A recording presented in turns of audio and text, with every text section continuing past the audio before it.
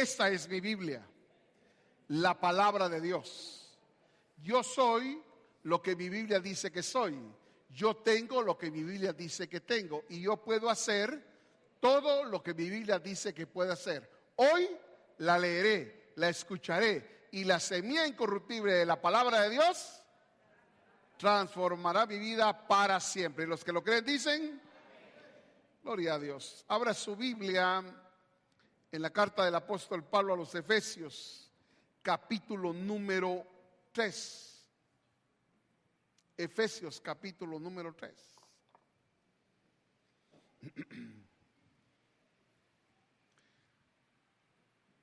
¿Ya lo tiene? Vamos a leer unos cuantos versículos. El versículo número 1 dice: por esta causa, ¿por esta qué? Causa, yo Pablo, prisionero de Cristo Jesús, por vosotros los gentiles, si es que habéis oído de la administración de la gracia de Dios que me fue dada, ¿qué dice ahí? Para con vosotros. Versículo número 7, por favor.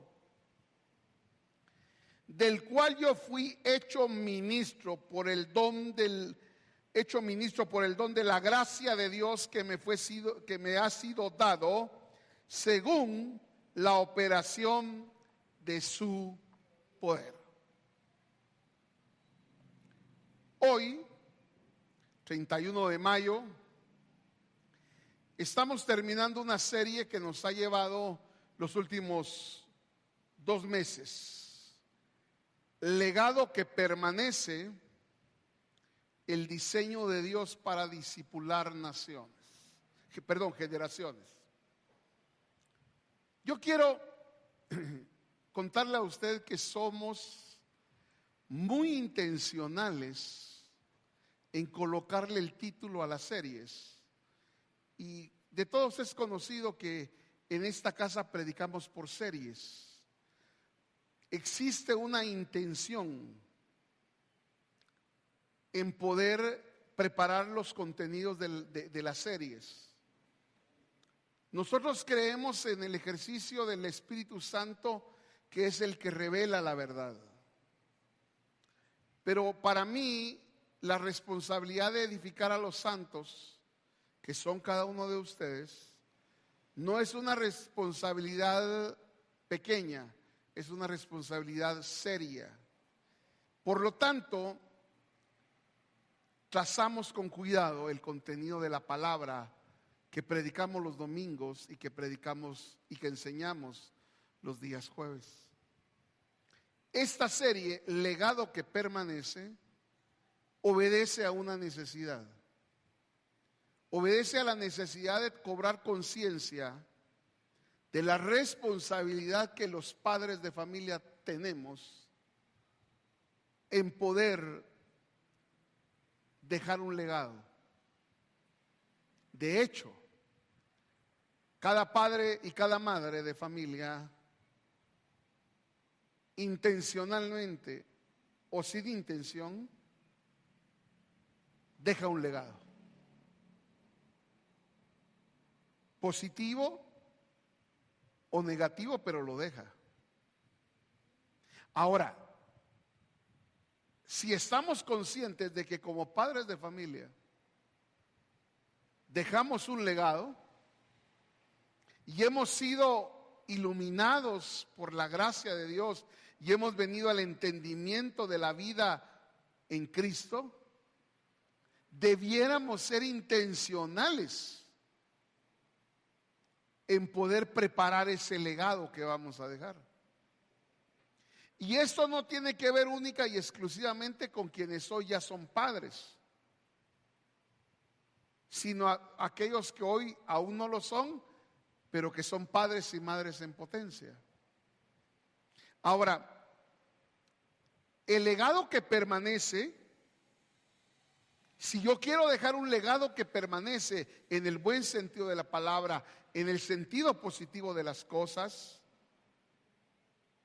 La segunda parte del título decía: el diseño de Dios para discipular generaciones. Entonces, amada iglesia, la responsabilidad de dejar un legado. Hablamos en esta serie de la importancia de formar criterios eternos en nuestros hijos. Hablamos en esta serie también de la importancia de enseñar a nuestros hijos, de discipularlos. Y que nosotros somos administradores de la multiforme gracia de Dios y que hemos sido enviados a nuestro hogar y a nuestra familia para poder discipularlos. Y el domingo pasado comenzamos hablando de esta parte que se llamaba prisioneros del Señor, libres para ser prisioneros. Yo le quiero pedir, si en la medida de lo posible usted lo puede hacer, se lo recomiendo. Vuelva a escuchar los 7 audios de la serie, porque le va a permitir a usted seguir considerando lo que hemos compartido. Pero hoy yo quiero hablar sobre esto que es libres para ser prisioneros. Es una paradoja.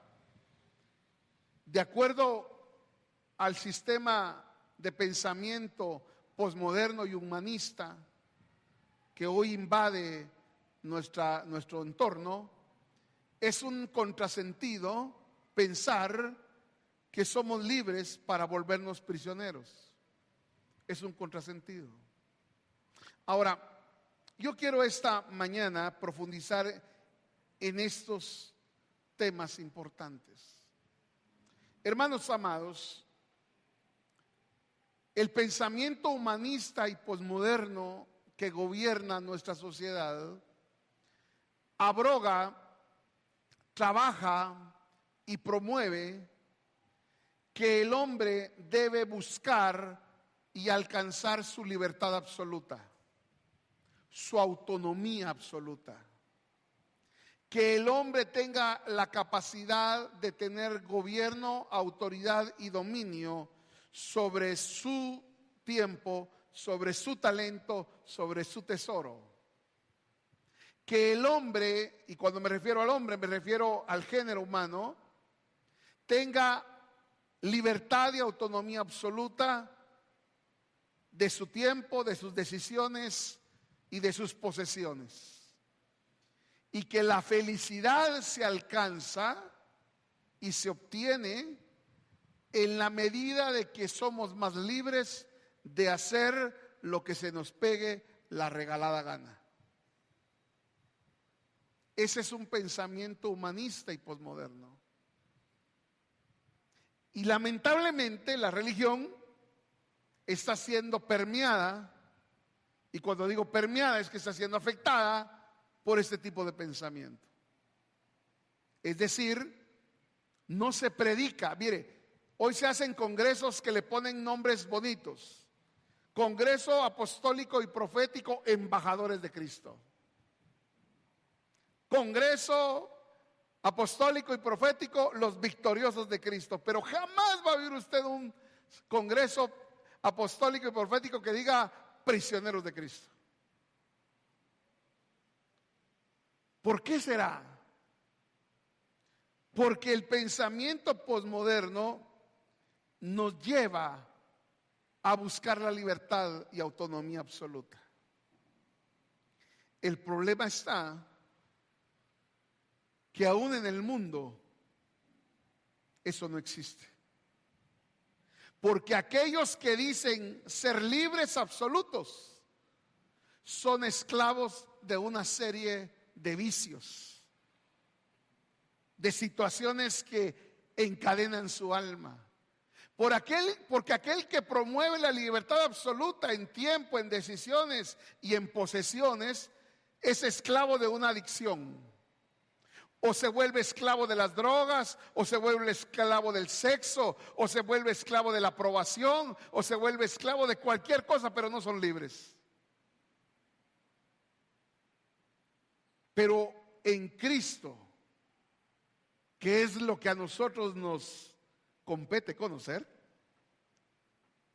somos libres de eso para ser esclavos de Él. Y acá, hermano bendito, es cuando tenemos que comenzar a pensar en este tema de ser presos de Cristo. Porque normalmente el pensamiento humano resiste el hecho de pensar que yo me tengo que volver preso de Cristo, prisionero de Él. Y aquí no estoy hablando, hermano, de que esto implica una cárcel física. Porque cuando usted escucha al pastor Daniel hablar de que somos llamados a ser prisioneros de Cristo, presos de su voluntad, normalmente el pensamiento es que esto se trata de una cárcel física y que yo como pastor me voy a convertir en el policía de Dios en su vida. Y entonces pienso que la iglesia va a ser el primer cuerpo de la Policía Nacional que se va a encargar de poder controlar lo que haga o no haga el hermanito o la hermanita para traerla a consejo de ancianos para ponerlo en disciplina. Prisioneros de Cristo, prisioneros de su voluntad, no es una cárcel física. Entonces, ¿qué es? Es nuestro ego preso de la causa y el propósito eterno de Dios. Son dos cosas diferentes. No se trata de que usted se vuelva preso de la religión cristiana evangélica. Se trata de que voluntariamente yo someta mi ego a la causa eterna de Cristo, me vuelva preso de su voluntad. Es decir, que voluntariamente, préstele atención a esto. Dios envió a Jesucristo, su Hijo amado, a morir en la cruz para que por medio de ese sacrificio usted y yo fuéramos justificados, redimidos y reconciliados y fuéramos libres de las cadenas que oprimían nuestro espíritu y que aprisionaban nuestra alma. Él nos hizo libres del pecado, Él nos hizo libres de la muerte, Él nos hizo libres de la maldición, pero nos libertó para que pudiésemos volvernos esclavos de Él, prisioneros de Él. ¿En qué sentido? No en el sentido de una cárcel física, en el sentido de nuestro ego. Había un joven que vivía en la casa de su padre. Tenía un hermano mayor. En la casa de su padre nada hacía falta. Tenía comodidad, tenía provisión, tenía todo lo que como hijo pudiera desear y querer. Pero estaba en la casa de su papá. Y en la casa de su papá habían normas, habían reglas, había un código, había un marco de referencia a poder conducirse. Pero este joven tenía una necesidad, y su necesidad era sentirse libre de hacer lo que quisiera, con quien quisiera y a la hora que quisiera. Que nadie le dijera a qué horas levantarse, ni a qué horas acostarse, a qué horas apagar la tele, a qué horas hacer la tarea, a qué horas lavar los trastes, a qué horas hacer el oficio. No quería nada de eso. Él quería sentirse libre, soberano e independiente, porque erróneamente el ser humano piensa que cuando tiene esas cosas va a ser pleno, feliz. Y entonces le pidió la parte de su herencia a su papá. Y el papá se la dio. ¿Y qué hizo? Se fue lejos. Porque se fue lejos. Porque quería ser libre, soberano e independiente. Bendito Dios por la autoridad que está sobre nosotros. Siempre que usted está bajo autoridad, joven y señorita, está bajo la protección de la autoridad que lo cubre. Aquel se fue lejos, distante, para que nadie tuviera que ver en sus posesiones, en sus decisiones, y dice que desperdició toda la herencia porque su ego, su alma, sus pensamientos y sus emociones no tenían gobierno. ¿Por qué no tenían gobierno? Porque estaba lejos de papá. ¿Por qué no tenía gobierno? Porque su alma estaba, hermano, alborotada. Su alma estaba ahí, hermano amado, haciendo, pidiendo, deseando, comiendo, bebiendo, fumando, haciendo todo lo que quería, tal como él quería hacerlo. Que nadie tuviera oportunidad de tomar opinión para que él hiciera lo que quisiera. Su alma sin gobierno. ¿Y qué terminó haciendo? Se terminó toda la herencia. Y comenzó a pasar necesidad. Y se tuvo que ir a cuidar los cerdos. Y tenía hambre. Y deseó llenar su estómago con las algarrobas que comían los cerdos.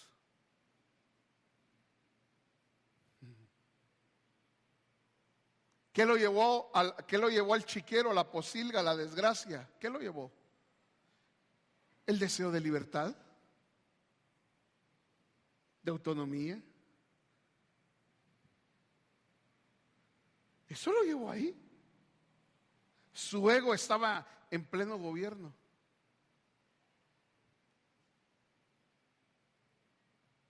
Él, cuando estaba lejos de su papá, hacía lo que quería. Y los amigos le decían: vos, ¿y por qué estás desperdiciando la herencia de tu papá? Porque quiero, porque puedo y porque me da la gana. ¿Y qué?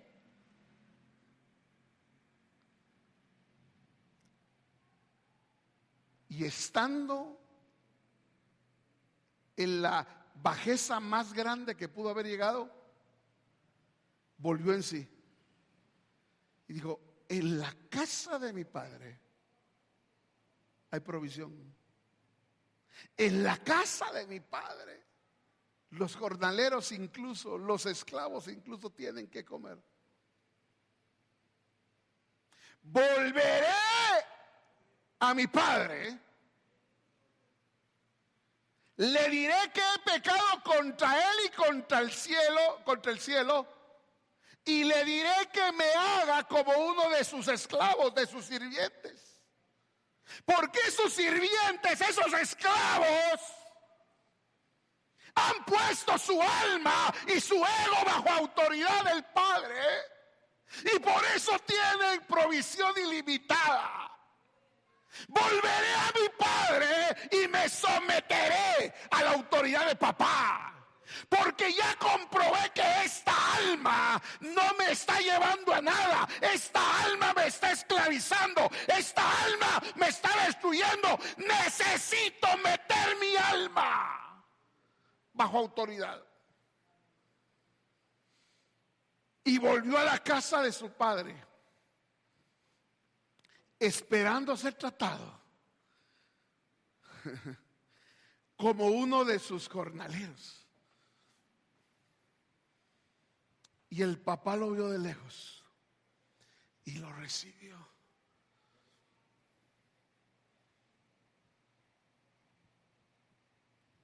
Y antes que él pudiera decir algo, le dijo el padre: este hijo mío estaba muerto y ha vuelto a la vida. Hagamos fiesta. Y mandó a traer el becerro más gordo y se puso a hacer fiesta. Pero deje eso. Lo bañó, lo limpió. Le puso vestiduras nuevas. Hermano amado, le puso calzado en sus pies y le puso un anillo. Hermano, le devolvió la categoría de hijo. Hermano amado, ¿sabe por qué? Porque reconoció que su alma lo había llevado.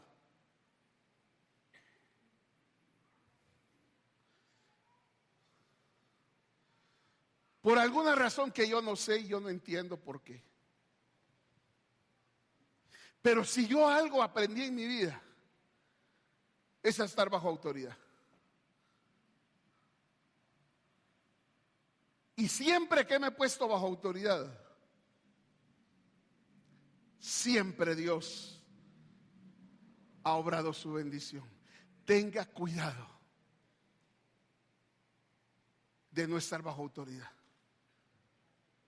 Y no porque Dios vaya a operar algo en contra de usted, sino porque cuando nos salimos de autoridad, es nuestra alma la que nos va a llevar. Por eso, hermano, estar preso de la causa de Cristo no es una prisión física. Es que nuestro ego, nuestra alma está presa por la causa y por el propósito de Cristo. Imagínese usted Pablo. Pablo no era una persona común ni corriente. Pablo era ciudadano romano. Era maestro de la ley. Era importante en su comunidad y en su sociedad. Era un hombre que, si usted quiere, no necesitaba del camino de Jesús, de Cristo. Porque él en sí mismo ya era importante, tenía estatus, tenía recursos, tenía talento, tenía posesión. Era un hombre con un estatus reconocido para su tiempo. Y él escribe: pero las cosas que para mí eran ganancia, las he considerado pérdida a causa de Cristo. Y aún más las considero como pérdida todas las cosas en comparación con lo incomparable que es conocer a Cristo Jesús, mi Señor.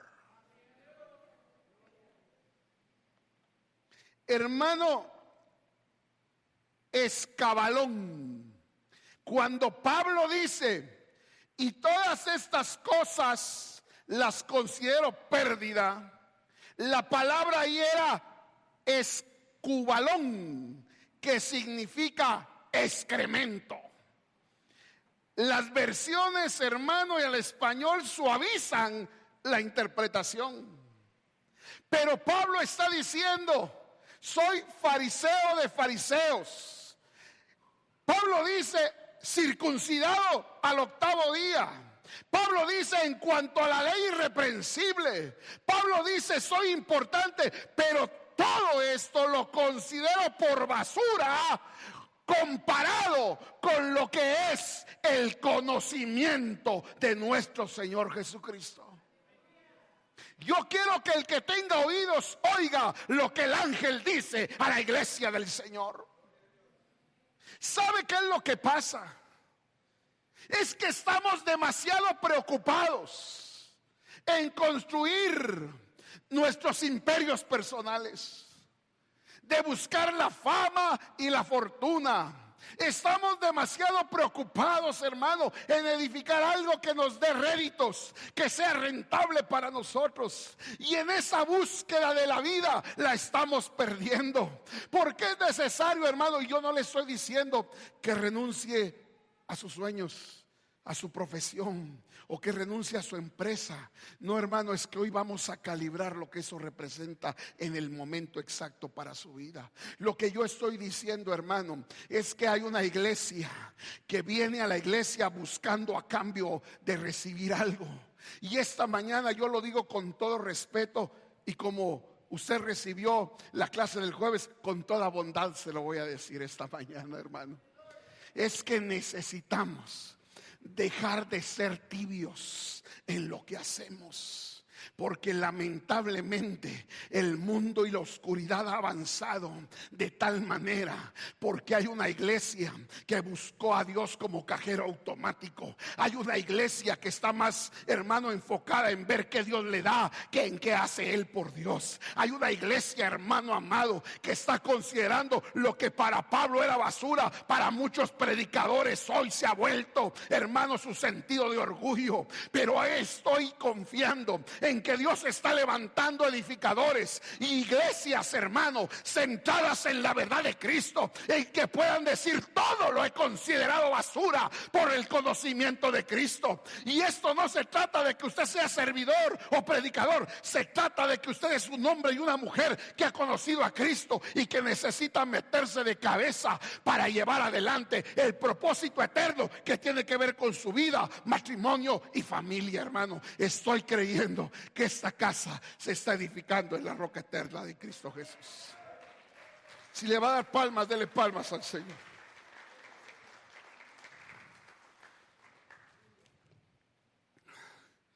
Pablo dijo así: todo lo considero bagaje, basura, por el conocimiento de Dios.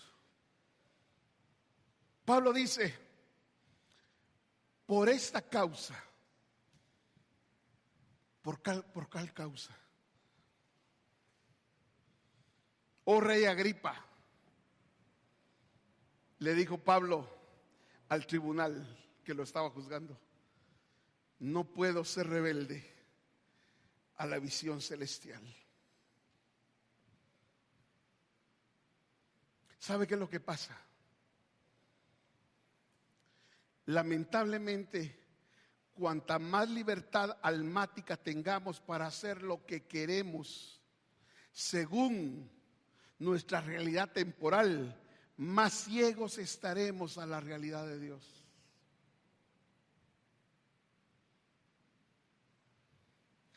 Hermanos amados, necesitamos transformar nuestras vidas. Amada iglesia, yo no pretendo, no es mi fin principal el que usted se vuelva un predicador de plataforma como yo. No es que eso no pueda llegar a suceder, gloria a Dios por eso. Lo que yo estoy queriendo decirle a la iglesia esta mañana es que discipular generaciones requiere un alto sentido de compromiso para poder avanzar, para poder hacer que cada hogar, que cada familia se vuelva un lugar que discipule generaciones. Cuando Dios quiere salvar una generación, comienza por las casas. Nuestros hogares, nuestras familias son el lugar donde se están preparando los hombres y las mujeres que van a trastornar este mundo. Personalmente tengo un sentido de compromiso con esto. Yo tengo una expectativa con respecto a mí. Y mi expectativa es que Dios me dé la gracia y el favor de que este cuerpo que Dios me ha regalado me alcance por lo menos a los 80 años. Por lo menos. Yo tengo un sentido de urgencia de poder, hermano, despertar en la iglesia una generación de personas, de hombres y de mujeres, que estén dispuestas a hacerse prisioneros de la causa, que estén dispuestas en hacerse prisioneros de la causa. ¿Sabe por qué? Por favor, lo que voy a decir a continuación, se lo quiero decir, pero antes quiero apelar a su madurez. Crea que lo voy a decir con un alto sentido de amor a la congregación, con un alto sentido de admiración por cada uno de ustedes y con un alto sentido de respeto para cada uno de ustedes. Pero creo que es un tema que hay que abordar. La iglesia en general, enfrenta tres grandes enemigos sutiles. Tres grandes enemigos que están paralizando el poder transformador de la iglesia. ¿Cuál es? Primero, la comodidad. La comodidad. ¿Sabe qué está deteniendo el poder transformador de la iglesia? Nos volvimos muy cómodos. Muy cómodos. Es decir, preferimos la posición de espectadores. Preferimos no incomodar a nadie. Preferimos ver el partido desde la banca. No, y ni siquiera desde la banca, desde el graderío. O sea, que otros se metan, yo no. Que otros le hablen a mis hijos, pero yo no voy a hablarle a mis hijos. O sea, somos muy cómodos. Preferimos, hermano amado, que se cumpla la ley de Pareto en la iglesia. Es decir, ¿sabe cuál es la ley de Pareto? El 20% de la congregación hace lo que beneficia al 80% de la congregación. Es que eso de meterse y eso de hacer y eso de comprometerse y eso no. Yo suficiente tengo con mi trabajo, decimos algunos. Y lo que voy a decir no lo digo porque yo sea muy bueno. Pero ¿y si yo dijera eso? Otro vendría a hacer lo que usted está haciendo. No, claro. Pero a veces invertimos más en un montón de cosas que nos generan comodidad. Hermano, la segunda cosa que está matando que la iglesia se vuelva un centro de transformación, ¿sabe qué es? La pasividad por ignorancia. O sea, la comodidad nos lleva a ser pasivos. Es que yo no entiendo eso que el pastor dice, el propósito eterno, y eso que saber de cuál fumó ese pastor, saber quién le habló para que predique de esas locuras que él predica. Si no se mete, hermano, si no se involucra. ¿Sabe qué está matando a la iglesia? La pasividad por ignorancia, la comodidad y la resignación. Ya nos resignamos a que este mundo va para mal.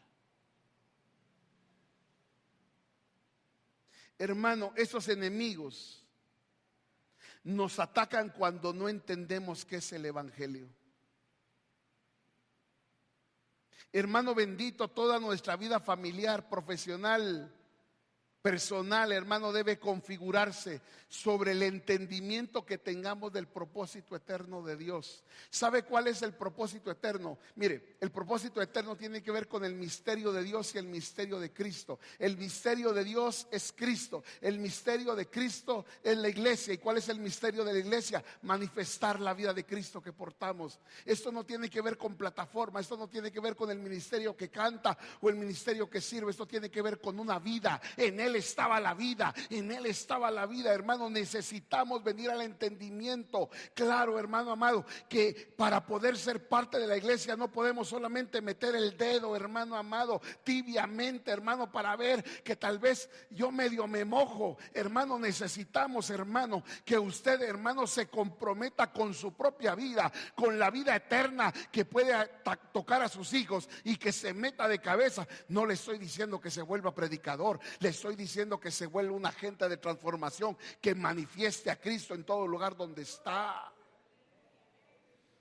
De eso se trata, hermano. Por supuesto que como resultado usted va a servir, usted se va a involucrar. Hermano, la obra del Señor se está haciendo, porque al final y al cabo es del Señor. ¿Sabe usted, hermano amado, que lo incorrecto y lo equivocado? Y quiero que mire mis palabras, y quiero que lo tome con madurez, y quiero apelar, hermano, a los años que llevo enseñándole la palabra. Quiero que medite lo que voy a decir. ¿Cómo es posible, hermano bendito, que lo equivocado y lo incorrecto tenga los recursos humanos, económicos y de tiempo y de talento para que pueda correr lo que promueven, porque lo abrazan como causa? ¿En qué momento la gracia nos arruinó? Es que si queremos discipular a las generaciones, necesitamos meternos. Gente que quiera aprender de la obra, gente que quiera aprender de Cristo, gente que quiera comprender a Dios, para que Él pueda discipular a sus generaciones. Hermano amado, le quiero decir algo, y lo voy a decir con todo respeto, y lo voy a decir, hermano amado, con un sentido de responsabilidad delante de mi esposa y de mis hijos. Si usted quiere pensar que yo simplemente desde el control y la manipulación estoy diciendo esto, no lo estoy diciendo desde el control y la manipulación. Quiero decirle algo. En términos prácticos, yo ya resolví la vida.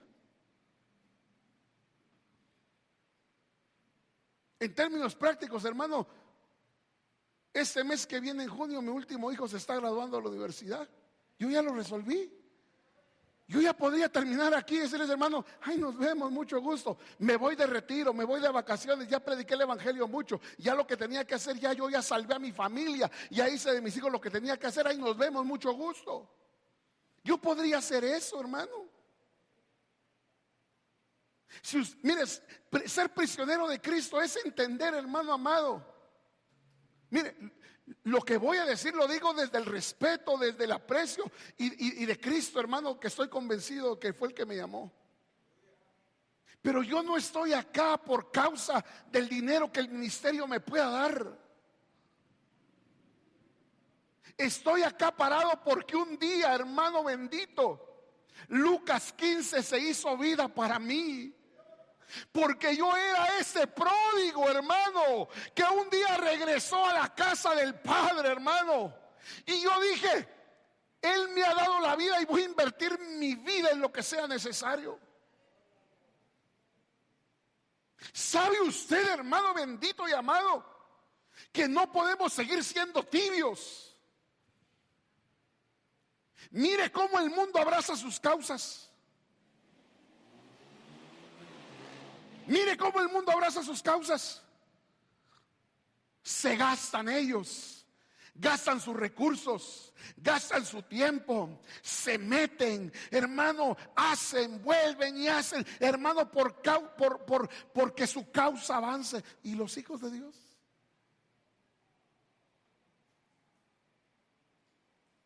Hermano amado, ¿sabe qué dijo Pablo? Que era preso de esta causa.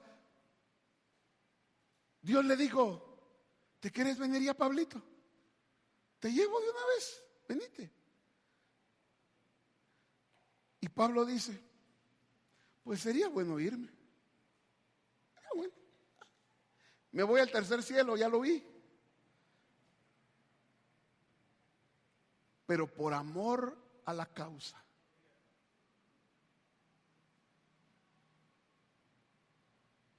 ¿Sabe qué es enamorarse de la causa? ¿Sabe qué es enamorarse de la causa? Jugárnosla todo por Dios. Hermano, Dios a usted lo puso en una plataforma. Hermano, yo no pretendo que usted deje lo que está haciendo en su vida para venirse al ministerio a tiempo completo. Porque alguien podría pensar que cuando el pastor predica de esta manera, está diciéndole a la gente que se venga de tiempo completo a la iglesia. No. Es que ese lugar donde usted está, Dios lo puso ahí. Y esa es una plataforma que Dios está utilizando para que usted reconcilie todas las cosas con Él. No sé si me estoy explicando. Ahora, Dios nos pone en lugares. Dios nos pone en lugares para que seamos agentes de transformación. Y Dios a usted le dio un talento. Dios a usted le dio un talento.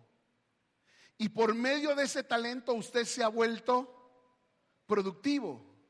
Y por medio de esa producción usted se ha vuelto rentable. Pero eso que usted está produciendo no solamente es para su bienestar, es para que usted gaste de lo suyo mismo. Y esto no es con control y manipulación. Estoy diciendo, hermano amado, que Dios se va a dar la capacidad de ser productivo en todo el sentido de la palabra, para que desde esa posición tú colabores para que la causa avance. Ser preso de Jesucristo significa, ¿sabe qué significa ser preso de Jesucristo? Vaya conmigo, Filemón, Filemón, Filemón, Filemón. Vaya con Filemón.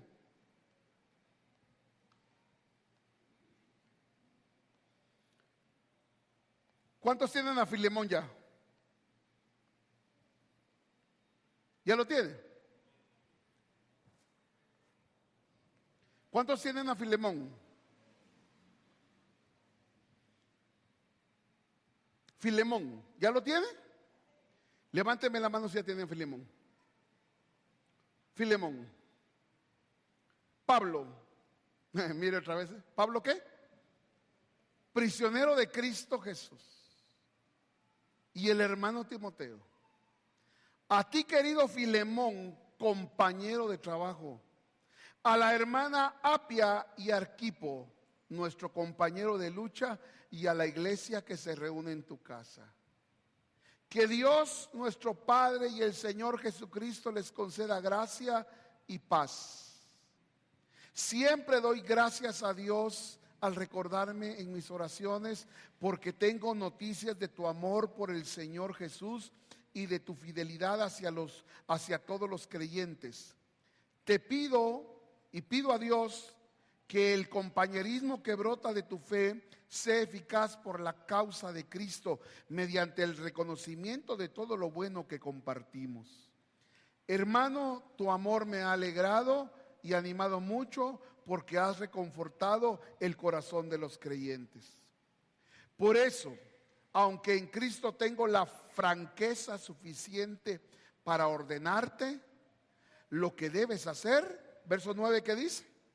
Prefiero rogártelo en el nombre del amor. Yo, Pablo, ya anciano y ahora, además, ¿qué? Prisionero de Cristo Jesús, te suplico por mi hijo Onésimo, quien llegó a ser hijo mío mientras ya estaba preso. En otro tiempo te era útil, pero ahora nos es útil para para tanto a ti como a mí. Te lo envío de vuelta. Y con él va mi propio corazón. Yo hubiera querido retenerlo para que me sirviera en tu lugar mientras estoy preso por causa del Evangelio. Sin embargo, no he querido hacer nada sin tu consentimiento, para que tu favor no sea por obligación, sino espontáneo. Tal vez por eso Onésimo se aleja de ti por algún tiempo, pero para que ahora lo recibas para siempre.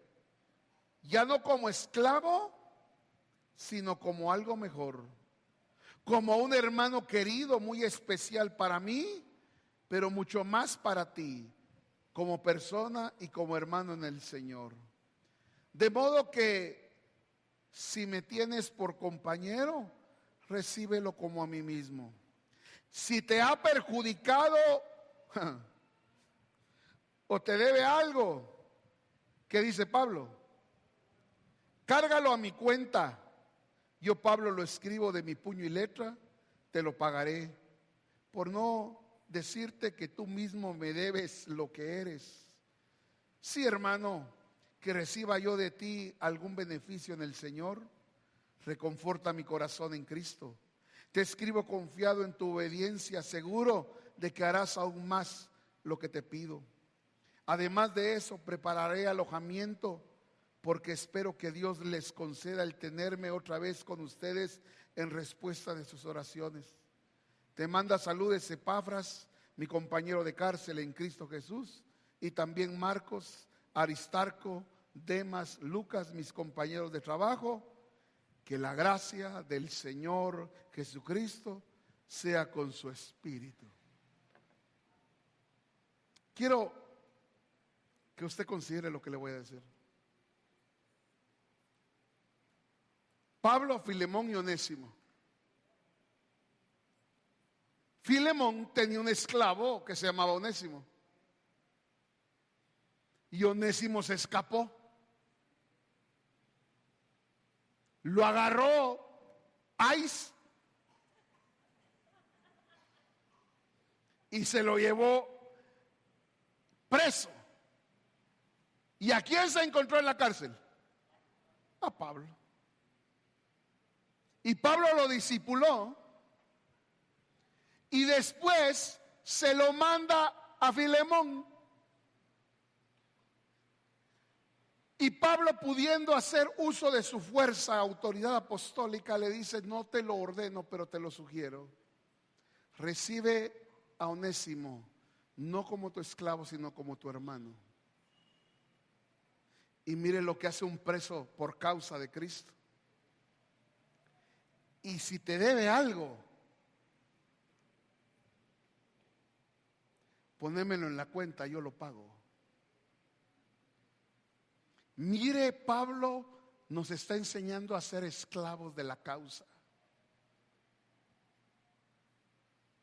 Hermanos benditos, ¿qué tan esclavos somos de esta causa? ¿Qué tan dispuestos estamos a perder la vida para ganar la vida?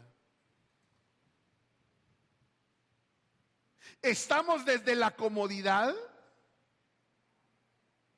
viendo el partido que se llama iglesia? ¿Estamos, hermano, desde la pasividad que da la ignorancia? ¿O estamos, hermano, desde la resignación? La iglesia necesita de todos. La iglesia necesita de gente que diga: por esta causa me voy a volver prisionero de Cristo. Ahora, prisionero de Cristo, hermano, no es dejar nuestra vida civil y venirnos al ministerio. Prisionero de Cristo es estando en esa vida que usted tiene, como profesional, empresario, comerciante, como gente que produce, como ama de casa, como lo que usted hace todos los días, pero ahí manifestando a Cristo. Hermano amado, ¿por qué Pablo dice: como cada uno propuso en su corazón, según haya prosperado. Hermano, el rédito, el beneficio económico, nos lleva, por supuesto, a tener una vida estable. Pero ¿qué tanto estamos invirtiendo nuestro tiempo, nuestro talento y nuestro tesoro en la causa eterna del Evangelio? ¿Por qué no nos metemos de cabeza por esta causa? Prisioneros de Jesucristo. Voy a terminar con algo que usted ya conoce. En la ley, específicamente, hermano, en Deuteronomio, ahorita le digo dónde.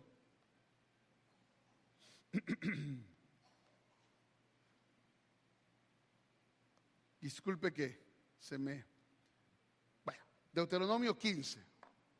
No lo busque, se lo voy a referir rápido, no lo busque. Cuando una persona en Israel caía en desgracia económica, tenía que volverse esclavo de su proveedor, de su acreedor, perdón. Pero a los 7 años tenía que declararse la libertad del esclavo. Pero en ese momento, el esclavo decidía tomar su libertad absoluta o quedarse en la casa del amo que lo había guardado y cuidado. Habían esclavos que aparte recibían recursos para iniciar su nueva vida. Pero Deuteronomio determinó algo. Deuteronomio 15 determinó que aquel esclavo que era declarado libre podía tomar una decisión y decir: amo tanto a mi amo que me voy a quedar de esclavo. Y entonces tenía que ir el que lo había liberado, le ponía en su oreja un punzón, por supuesto eso de haber dolido, ¿va? Y le tenía que hacer una marca en la oreja. Eso se llamaba odar, es odar la oreja. Y era una señal de que alguien que pudo haber sido declarado libre se había quedado en la casa de su amo por amor al amo. Ser prisioneros de Cristo, ¿sabe qué es? Es por amor a Cristo someter mi voluntad, someter mi ego y someter mi vida. Usted no está en la iglesia por temor a perder la cobertura del apóstol. Usted no está en la iglesia por temor a perder su salvación. Usted está no en la iglesia para que el pastor lo controle. Usted no está en la iglesia porque perdió su libertad. Usted está en la iglesia sirviendo al cuerpo por amor a Dios. Porque usted está tan consciente del amor de Dios que usted decidió volverse un esclavo de Cristo. Libres para ser esclavos. Es que esta causa requiere no de personas cómodas, no de personas que se resignen. Esta causa necesita de gente que esté dispuesta a volverse esclavo de Él. Hermano bendito, yo quiero morirme sirviendo al Señor. Yo quiero morirme entregando mi vida por esta causa. ¿Sabe qué dijo Pablo? Aunque yo dé de lo mío y gaste de lo mío, y aunque por darlo todo y amar tanto sea amado menos, yo de igualmente gastaré mi vida y gastaré de lo mío por amor de la obra. Y sabe que hay gente que ha hecho eso, y por eso usted y yo estamos acá. Porque hubo alguien que quiso gastar la vida para que usted y yo. Nosotros no estamos acá por nuestra propia fuerza, estamos acá, ¿sabe por qué? Estamos sobre los hombros de alguien que quiso predicar el evangelio. Ahora la pregunta es, ¿estás gastando tu vida por amor a Cristo? Y no lo digo desde la manipulación ni desde el control, porque tengo que decirlo, esto solo lo hace el amor de Dios que mora en nosotros. Ahora la pregunta es, ¿me quiero comprometer con ese amor? No con el pastor Daniel, con el amor de Dios. Así que pongámonos de pie y terminamos esta mañana.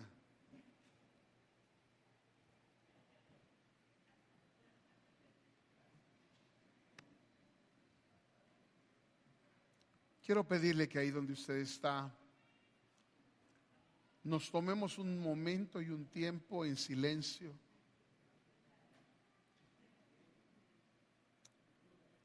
Y permitamos que la palabra que hoy se ha predicado